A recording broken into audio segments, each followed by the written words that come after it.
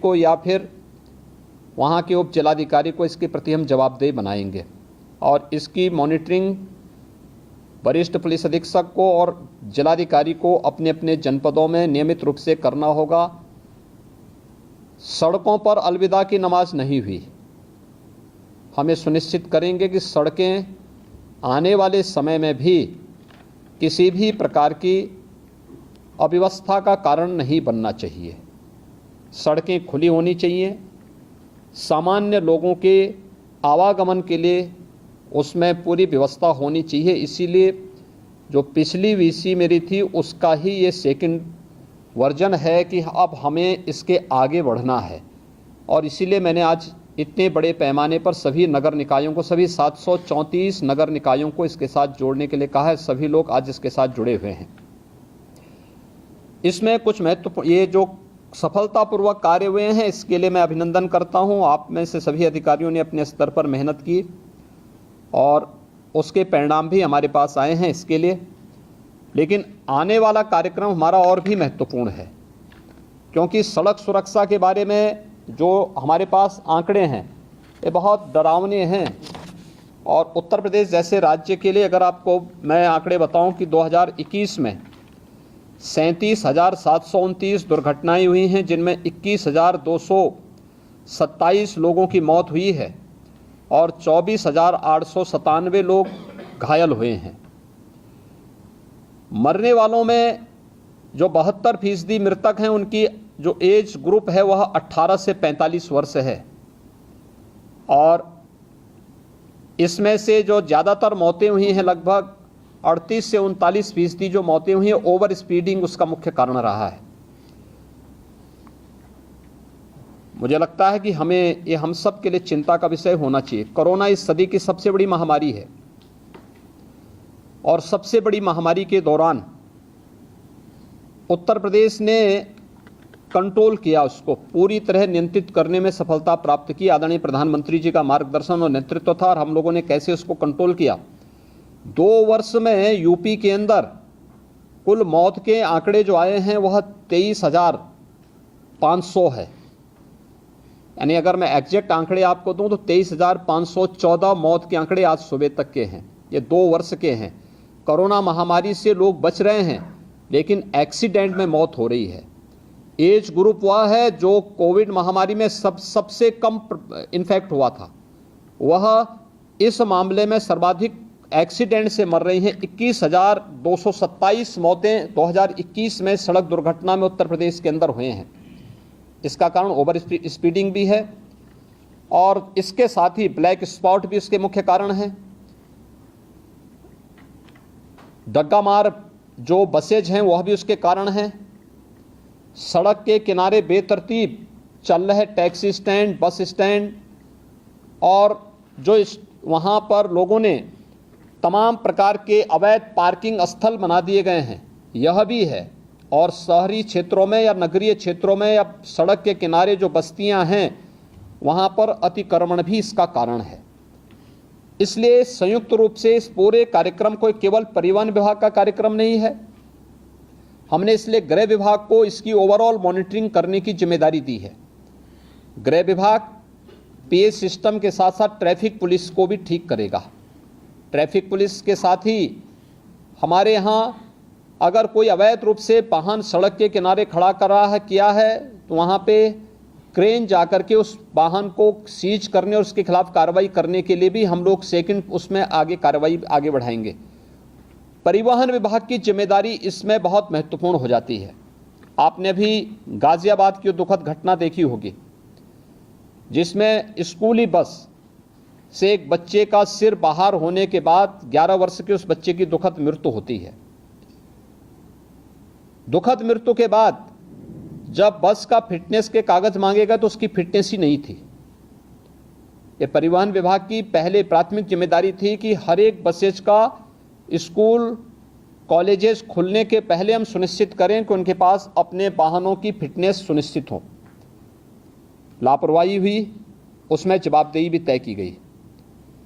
परिवहन विभाग को इस बात को सुनिश्चित करना होगा कि सभी प्रकार के बसेज का, ये स्कूली बसेज हों, प्राइवेट में कॉन्ट्रैक्ट कैरिज में चलने वाली बसेज हों या फिर परिवहन विभाग के साथ संबद्ध बसेज हों या फिर उत्तर प्रदेश परिवहन निगम के द्वारा संचालित वाहन हों या ट्रक हों, 4 व्हीलर हों, 2 व्हीलर हों, इनको नियमित रूप से इनकी चेकिंग करना और ट्रैफिक के नियमों का पालन करवाने की व्यवस्था इनसे सुनिश्चित करना। यह परिवहन विभाग सुनिश्चित करें, उनकी जो फील्ड में तैनात जो भी उनके अधिकारीगण हैं वे इसको सुनिश्चित करवाएं। पुलिस की मदद भी लें, ट्रैफिक पुलिस की मदद भी करें। ओवरलोडिंग को रोकना, सड़क के किनारे कोई ट्रक, कोई बस अवैध रूप से पार्किंग न करें और सभी जिलाधिकारी और पुलिस अधीक्षक इस बात को सुनिश्चित कर लें। उप जिलाधिकारीगण भी और डिप्टी एसपी भी इस वीडियो कॉन्फ्रेंसिंग के साथ जुड़े होंगे। वे इस बात को नोट करेंगे, किसी भी सड़क पर, वह हाईवे हो, स्टेट हाईवे हो, एक्सप्रेसवे हो, जिला मार्ग हो, नगरीय चौराहा हो या कोई भी अन्य स्थल हो, अवैध bus stand, taxi stand, 3 wheeler stand, rickshaw stand या कोई भी इस प्रकार की अवैध गतिविधि नहीं चलनी चाहिए। स्टैंड का मतलब सड़क के किनारे उसके पास पर्याप्त मात्रा में पार्किंग का स्पेस हो, वहां आने वाले यात्रियों के लिए कुछ बुनियादी सुविधाएं हों, महिलाओं के लिए, पुरुषों के लिए टॉयलेट हो, पेयजल की सुविधा हो, बैठने की व्यवस्था हो। तो कोई व्यक्ति स्टैंड के नाम पर तब वहां पर प्रशासन से अनुमति लेकर के तब तो स्टैंड की फीस वसूल कर सकता है। लेकिन अगर सड़क पर कोई करता है तो उस पर अवैध रूप से संचालित इस प्रकार के सभी वो अगले 24 घंटे के अंदर बंद होने चाहिए। बंद होने के साथ ही हमें सुनिश्चित करें कि अगर कोई व्यक्ति इस तरीके के उसको करने का अभ्यस्त है तो उसमें एफआईआर लॉन्च करके, गैंगस्टर के अंदर एफआईआर लॉन्च करके उसमें फिर हमें उसकी पूरी संपत्ति को जब्त करना चाहिए। उसने इस प्रकार के अवैध वसूली से जो पैसा कमाया है वह राजकोष में वो पैसा आना चाहिए। इसकी कार्रवाई हमारी आगे बढ़ जानी चाहिए। इसलिए अवैध रूप से स्टैंड नहीं चलेंगे। लखनऊ अगर हम अयोध्या की ओर से आते हैं या बाराबंकी की ओर से आते हैं या कानपुर की ओर से आते हैं, कई कई किलोमीटर तक हम लोग देखते हैं ट्रक्स खड़े हैं हाईवे के किनारे। क्यों खड़े हैं? बहुत बार एक्सीडेंट के कारण भी बनते हैं। ये सड़क के किनारे कोई वाहन खड़ा नहीं होगा।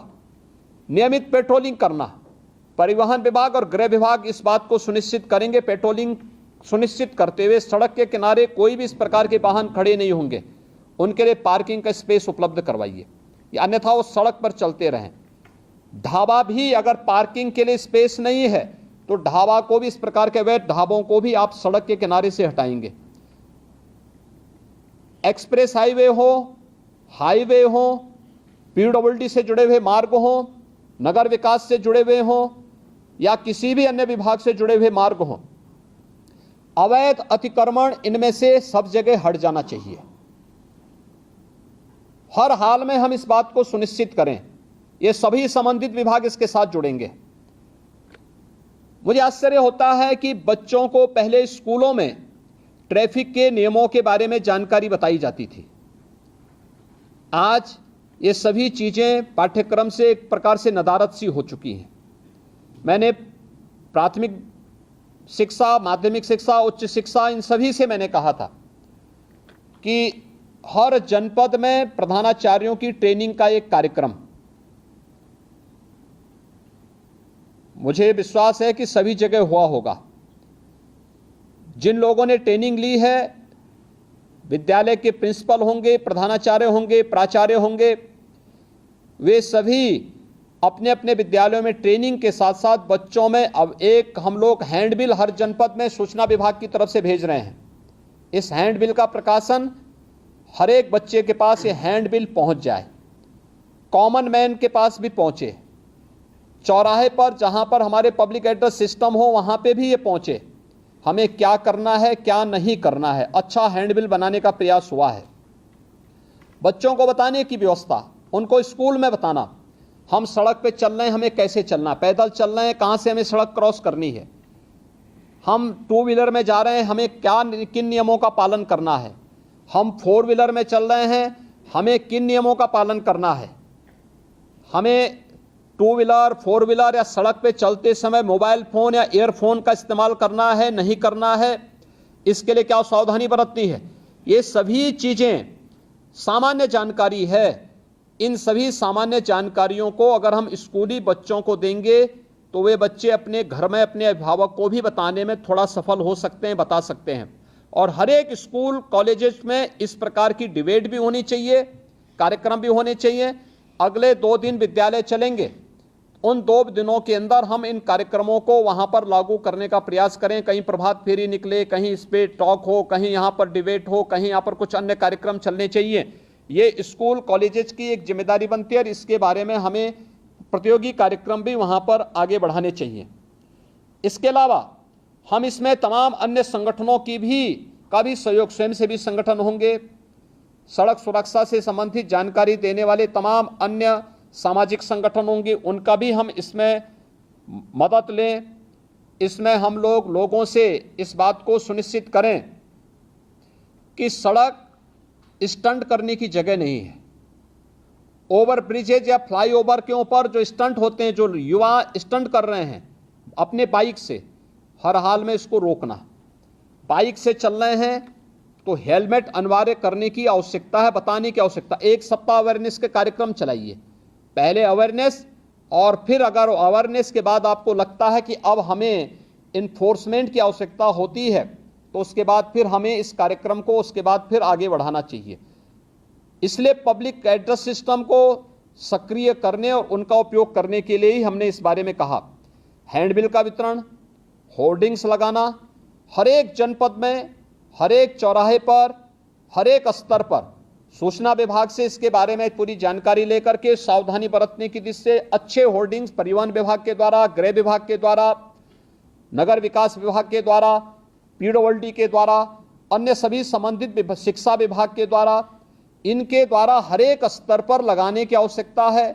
इसके पोस्टर बनाए जा सकते हैं, एलईडी में, एफएम रेडियो पर, लोकल स्तर पर इसके हम तमाम कार्यक्रम इसके आगे बढ़ा सकते हैं। ये चीज़ें हम सुनिश्चित करें। परिवहन विभाग इस बात को सुनिश्चित करे कि जो वह ड्राइविंग लाइसेंस देते हैं हम ऑनलाइन तो दें, लेकिन इस बात को सुनिश्चित करें कि ट्रैक पर भी हम उनकी एक बार देखें कि वह इस योग्य है कि नहीं है कि हम उसे ड्राइविंग लाइसेंस दे सकें। अन्यथा खैरात के भाव बांटने की वो बंद करिए और आरटीओ के कार्यालय दलालों से मुक्त हो, किसी भी प्रकार की दलाली की गतिविधि वहां न चले। इस बात को भी हर एक जनपद में जिलाधिकारी और पुलिस अधीक्षक की टीम सुनिश्चित करें। ओवरलोडिंग को रोकने की कार्रवाई, जहां से ओवरलोडिंग हो रही है उसी केंद्र पर रोकना। ऐसा नहीं कि आप सड़क पे लेके आ रहे हैं और सड़क पर लेकर आने के बाद फिर सड़क पर अवैध रूप से जाम लग रहा है, लंबा जाम में लोगों को फंसना पड़ रहा है। जहां से हो रहा है वहां से आप बोलिए कि 5 टन की क्षमता है तो उसमें 15 टन नहीं जाएगा या 10 टन नहीं जाएगा। जितनी क्षमता होगी उसी हिसाब से आप उसको रिलैक्सेशन दे सकते हैं, लेकिन उससे ज़्यादा नहीं। सड़कें खराब होती हैं और फिर उसके बाद जहां मर्जी आती है वहां वो अपना ट्रक और अपना वाहन खड़ा करके शेष अन्य लोगों के भी आना जाने को पूरी तरह बाधित करते हैं। अच्छा होगा जिस दिन स्कूल कॉलेजेस बंद होंगे उस दिन हम अभिभावकों के साथ भी इस प्रकार की चर्चा करें, सड़क सुरक्षा पे चर्चा करें कि आप अपने पाले को लेके स्कूल आ रहे हैं तो कम से कम हेलमेट पहन करके आएँ। बाइक से आ रहे हैं हेलमेट पहन के आएँ, 4 व्हीलर से आ रहे हैं तो सीट बेल्ट को लगा करके आएँ।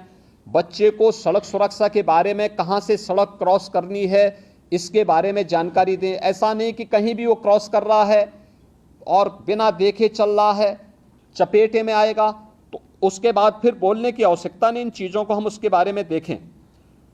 सड़क सुधार से संबंधित जो अन्य मामले हैं जिसमें लोग पीडब्ल्यूडी का है, एनएच का है, एनएचईआई है, यूपीडा है, ईडा है, इसमें ब्लैक स्पॉट को सुधारने की कार्रवाई। ब्लैक स्पॉट के बारे में हम लगातार कहते रहे हैं। साइनेजेज कहाँ पे हमें लगाने हैं? पहले सड़कों पर वाहन कम थे, हर एक जगह लगाया जाता था। आगे अंधा मोड़ है, आगे पुल है, आगे स्कूल है, आगे हॉस्पिटल है, आज ये सभी साइनेजेस हट चुके हैं। इसको फिर सभी संबंधित विभाग अपने अपने उसमें सुनिश्चित करें। आगे बाजार है, ये सभी चीजें लगनी चाहिए। स्पीड कितनी होनी चाहिए, स्पीड लिमिट भी उसमें लिखें।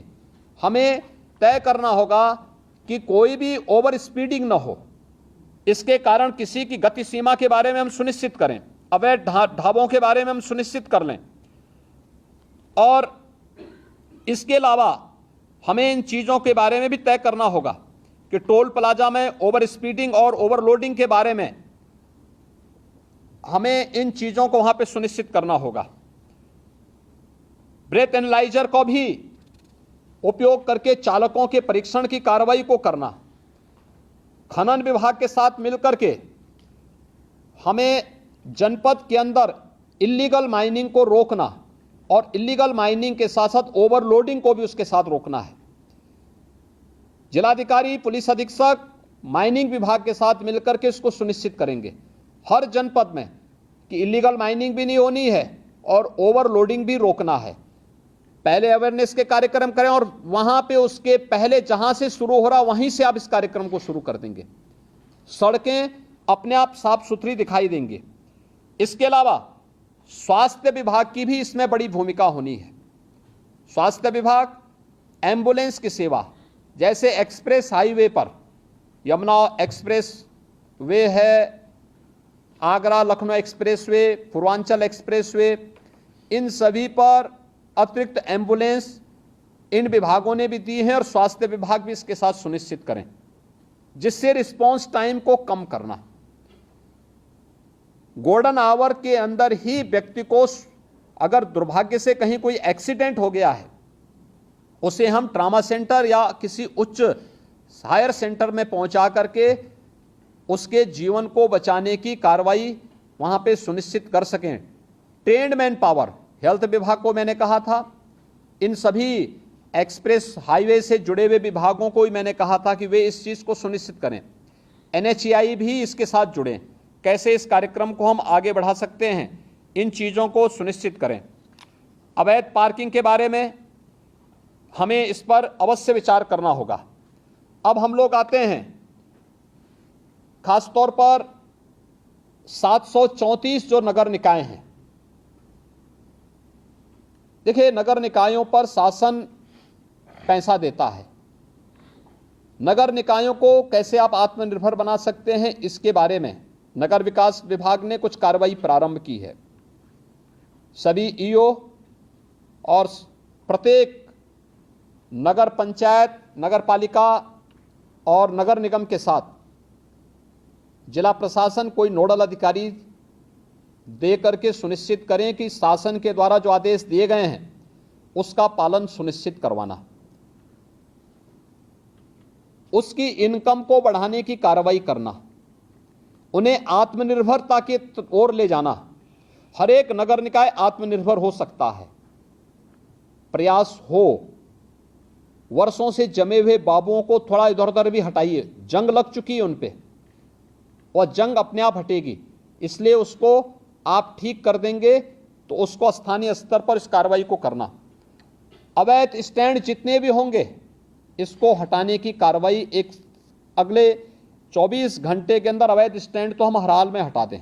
कहीं भी अवैध स्टैंड नहीं चलने चाहिए, कहीं भी, हाईवे पर, एक्सप्रेसवे पर, स्टेट हाईवे पर, नगर निकाय के अंदर कहीं भी नहीं चलने चाहिए। किसी जिला मार्ग पर कहीं भी ना चले, इस बात को हम सुनिश्चित करें और जहां चलने हैं उसके लिए स्पेस उपलब्ध कराइए।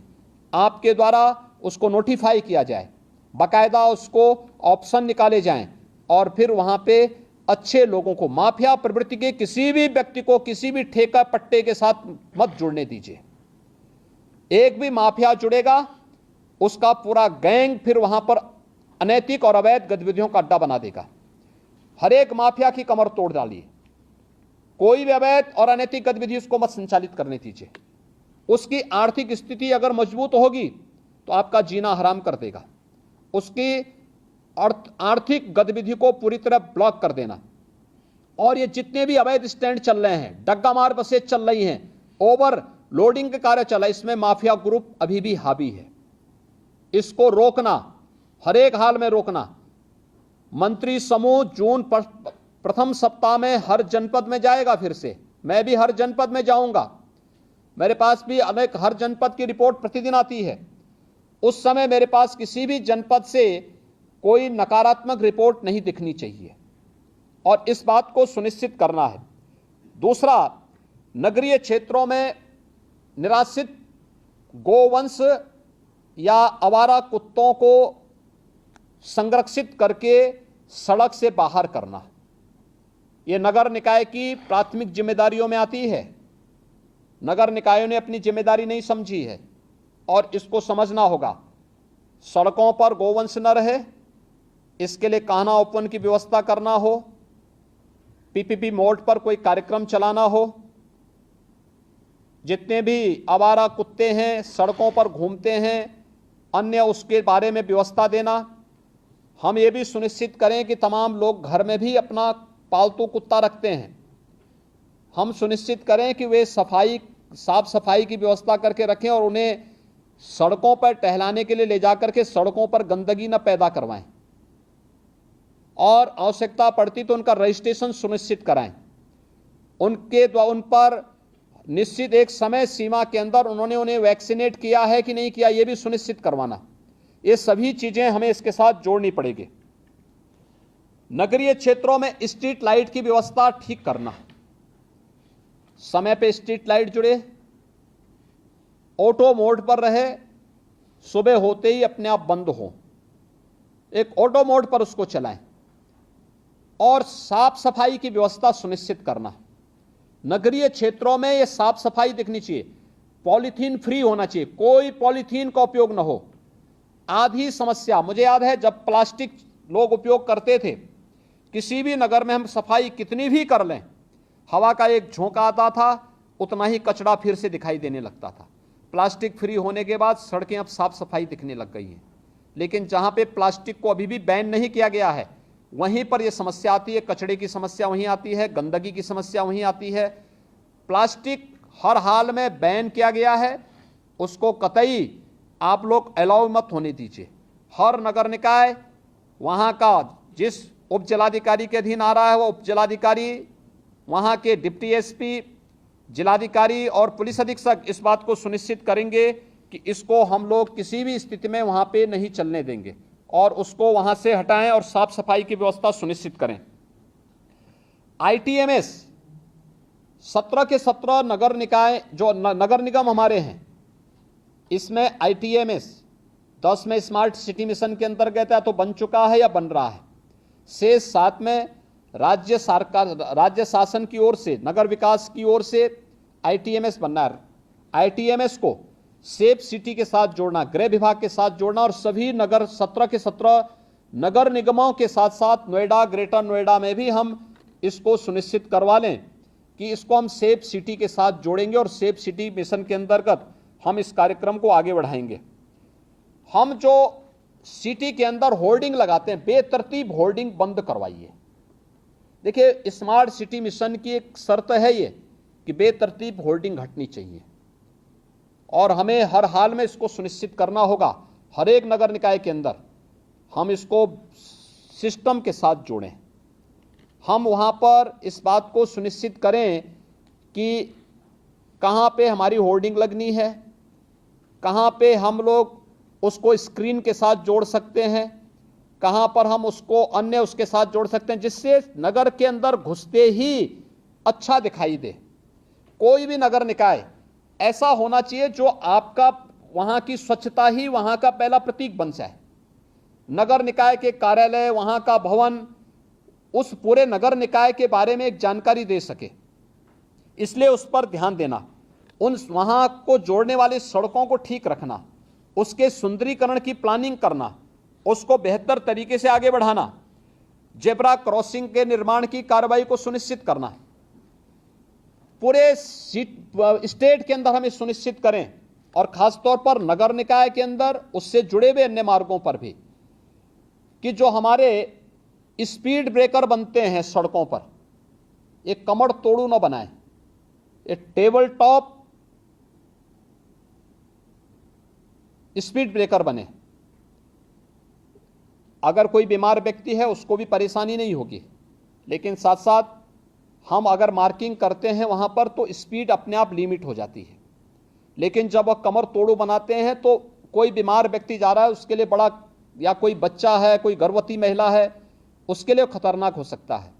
इसलिए हमें पीडब्ल्यूडी को भी, नगर विकास को भी और अन्य सभी संबंधित विभागों को ये सुनिश्चित करना होगा कि कहीं भी हमें ये कमर तोड़ू स्पीड ब्रेकर नहीं दिखने चाहिए। इनको हटा दीजिए, जितनी जल्दी हटाइए उसको, हटा करके वहां पर हम, क्योंकि जब आप इस प्रकार की स्पीड ब्रेकर देते हैं तो उस स्पीड ब्रेकर से बचने के लिए लोग साइड से जाते हैं और फिर वहीं एक्सीडेंट का कारण भी बनता है। ये भी एक ब्लैक स्पॉट है आपका, ये जो आपके द्वारा दिया गया है। यानी ब्लैक स्पॉट केवल सड़क इंजीनियरिंग की खराब स्थिति का मुख्य कारण नहीं होता है, ब्लैक स्पॉट का कारण एक गलत स्पीड ब्रेकर भी होता है। इसलिए स्पीड ब्रेकर टेबल टॉप होने चाहिए, जिससे कोई भी व्यक्ति वहां जाए आसानी से स्पीड कम करते हुए बहुत आसानी से उसको पार कर लेता है, और उस पर भी हमें ध्यान देना होगा। नगरीय क्षेत्रों में हमारी जो परिवहन की व्यवस्था है, सिटी बस सेवा है, इसको लोगों के लिए सरल बनाना, सुलभ बनाना और सुरक्षित भी बनाना।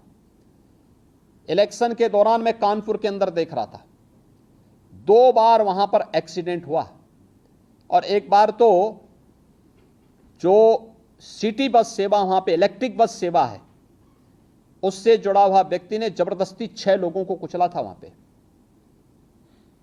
और उस दौरान कानपुर के अंदर प्रशासन की संवेदनशीलता देखने को मिल रही थी कि कितनी तेजी के साथ वे लोग वहां जा रहे थे। यानी मुझे यहां से इलेक्शन के बावजूद मुझे बोलना पड़ा कि आप लोग वहां क्यों नहीं पहुंचे।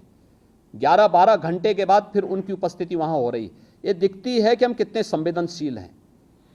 नगर निकाय इस बात को सुनिश्चित करें कि सिटी बस सेवा को संचालित करने वाला जो ऑपरेटर है उससे जुड़े हुए जो भी लोग हैं, हमें उनकी पुलिस वेरिफिकेशन जरूर करानी चाहिए। किस पृष्ठभूमि के हैं, आपराधिक मानसिकता के तो नहीं है, क्योंकि कानपुर में जो भी घटना घटित हुई ये आपराधिक मानसिकता की दृष्टि से हुआ था, और इस प्रकार की आपराधिक गतिविधियों को रोका जाना चाहिए। 6-6 लोग कुचले जा रहे हैं सिटी बस सेवा से, ये बहुत दुर्भाग्यपूर्ण स्थिति है और ये चीज़ें नहीं स्वीकार की जानी चाहिए। इसलिए इन बातों को सुनिश्चित तो हमें करना होगा, ये परिवहन की दृष्टि से हम लोग सिटी के अंदर करें। अब जो हम लोगों को नगर के अंदर करना है, बहुत महत्वपूर्ण कार्य है ये। 2 कार्यों के लिए हर एक नगर निकाय के अंदर, बड़े नगर निगम है, जिलाधिकारी, पुलिस अधीक्षक, व्यापार मंडल के साथ अलग अलग बैठक करें, स्ट्रीट वेंडर के साथ बैठें, नगर आयुक्त को भी अपने साथ ले लेंगे,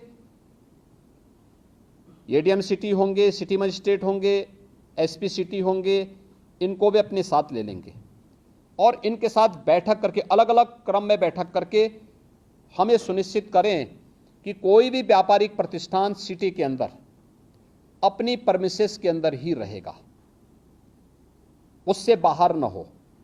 सड़कें खाली दिखनी चाहिए। सड़क में लोग अपना अंदर का सामान सड़क पे रख करके नहीं बेचेंगे, किसी को भी हम सुनिश्चित करवाएंगे। और अपनी परमिसेस में रह करके हम पहले बातचीत करें, संवाद बनाएंगे। इस संवाद के दौरान हमें इस बात के लिए भी उनको तैयार करना होगा। 2 चीजें हो सकती हैं, हर एक क्षेत्र में अलग अलग व्यापार मंडल होते हैं, उनको भी विश्वास में लीजिए, उनके साथ बैठना, संवाद बनाना और उनसे 2 अनुरोध करना। एक, सुरक्षा के बारे में, रात्रि के लिए अगर गार्ड वे लोग भी रख सकें, वे 500-600 दुकानें हैं, अगर वे लोग महीने में 100-100 रुपया भी जमा करेंगे तो 500 रुपये में एक बड़ी राशि खड़ी हो सकती है। 2 गार्ड वे लोग रात्रि के लिए खड़ी कर सकते हैं और उनको पुलिस से वेरिफिकेशन अगर आप करा देंगे, पुलिस के साथ उनकी तालमेल होगी तो रात्रि के लिए। दूसरा, सीसीटीवी कैमरा, बड़े प्रतिष्ठान में सीसीटीवी कैमरा लगाना, हर बैंक में, हर वित्तीय संस्थान में, हर बड़े व्यावसायिक प्रतिष्ठान में सीसीटीवी कैमरे की आवश्यकता और इसको उनके साथ लगवाना। दूसरा, व्यापारिक गतिविधि अपने प्रेमिसेस के अंदर ही होगा, बाहर सड़क पे नहीं। सड़क में सामान फेंक करके फैला करके लोग जो बेचते हैं, इसको हर हाल में अगले 1 सप्ताह के अंदर हमें इसे समेटना होगा और वे अपने प्रेमिसेस के अंदर करेंगे। पार्किंग की व्यवस्था सुनिश्चित करना हर एक जगह, सड़कों पर पार्किंग ना हो, 2 व्हीलर 4 व्हीलर या बसेज खड़ी करने की जो परंपरा है इसको रोकें। कॉमन मैन को चलने के लिए सड़क आप दीजिए।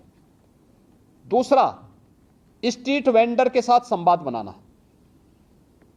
जितने स्ट्रीट वेंडर हैं प्रदेश के अंदर, हमने लगभग 8 लाख स्ट्रीट वेंडर ऐसे हैं जिस स्ट्रीट वेंडर को हम लोगों ने पीएम स्वनिधि की योजना के अंतर्गत जोड़ा है। मेरा मानना है प्रदेश के अंदर स्ट्रीट वेंडर की संख्या लगभग 15 लाख से के आसपास है। ये सभी स्ट्रीट वेंडर के साथ बैठना, अलग अलग मार्केट में अलग अलग स्ट्रीट वेंडर का ग्रुप काम करता है। कोई रेलवे स्टेशन के पास करता है, कुछ बस स्टैंड के पास काम करता है, कोई अन्य जगह काम करता है। इस स्ट्रीट वेंडर के साथ भी बैठने की व्यवस्था करना और स्ट्रीट वेंडर के साथ बैठक करके इनके व्यवस्थित पुनर्वास को सुनिश्चित करना। मैंने पहले भी कहा था, हर एक स्ट्रीट वेंडर का रजिस्ट्रेशन आप सुनिश्चित करवा दीजिए। हर एक स्ट्रीट वेंडर का अगर रजिस्ट्रेशन है तो उसका व्यवस्थित पुनर्वास भी करना। व्यवस्थित पुनर्वास, नगर निकाय की तमाम लैंड खाली पड़ी होंगी, वहां पर आप ले जाइए और वहां पर उन लोगों को सुनिश्चित करिए।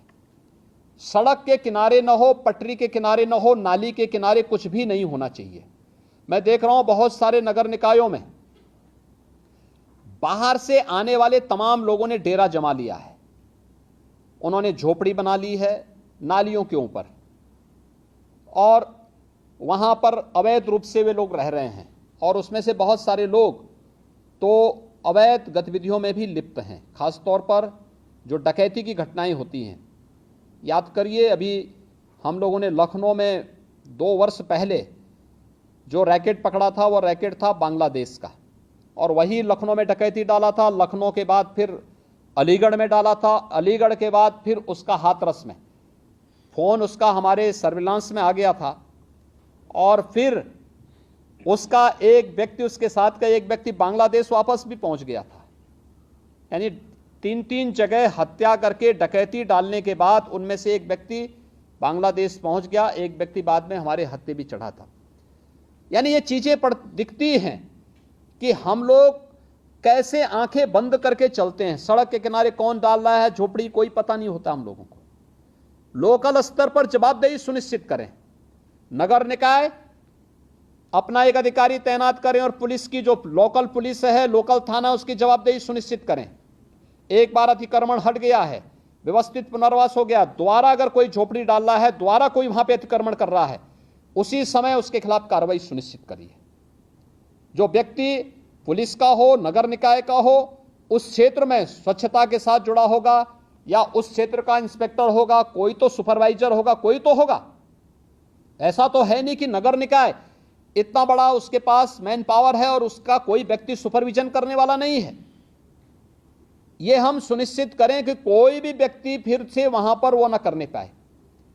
यह अवैध गतिविधियों का केंद्र बिंदु नगर निकाय के किनारे, सड़क के किनारे झोपड़ी डाल करके दिन भर वहां पर लोग अपनी तमाम गतिविधियों को संचालित कर रहे हैं, ये कतई नहीं हो सकता।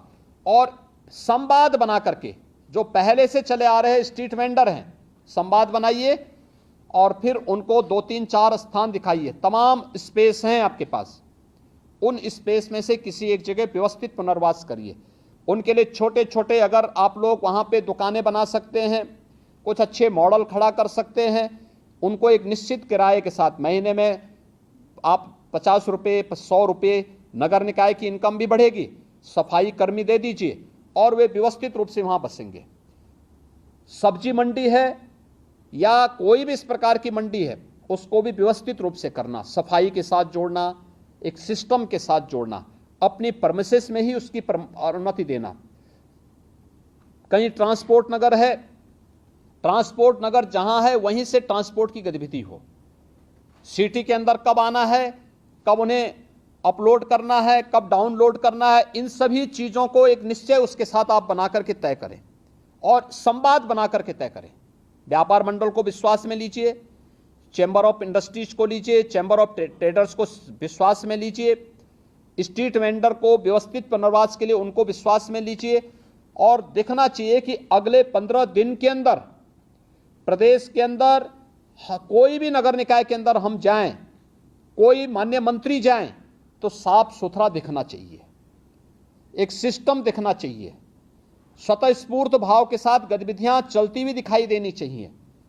स्मार्ट सिटी के पीछे प्रधानमंत्री जी की जो मंशा है कि हमारी सिटी कैसे दिखनी चाहिए, उस प्रकार की मंशा को आप वहां पे पूरा कर सकते हैं। और इसको लागू करने के लिए आज मैंने ये वीडियो कॉन्फ्रेंसिंग में आप सबको बुलाया है और इसमें हर एक स्तर के अधिकारी की जवाबदेही सुनिश्चित होगी, इस बात को सुनिश्चित करेंगे। एक जो मामला मेरे पास आ रहा है जो बहुत गंभीर मामला है, इसको आप सुनिश्चित करेंगे।